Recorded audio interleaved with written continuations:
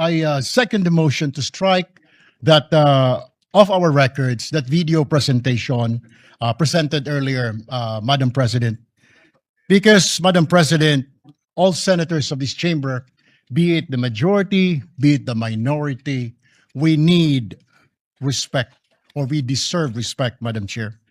We must not tolerate presentation of unparliamentary acts.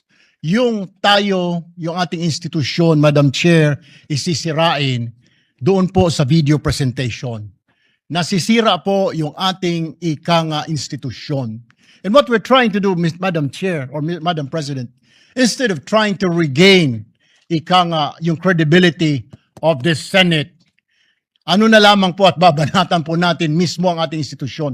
Wala pong iniwan yun, Madam President, nasisirain po natin ang sarili nating tahanan. Mabuti po sana kung facts-based po yung mga iprinisit na kanina. Haka-haka lamang po. Akala ko nga po, fake news yung pinapanood ko, which I believe is fake news, which I believe is just an opinion, an idea of one person or one group, Madam President. I think, so I therefore seconded the motion that that video recording be stricken off the records of the Senate. Thank you, Madam President.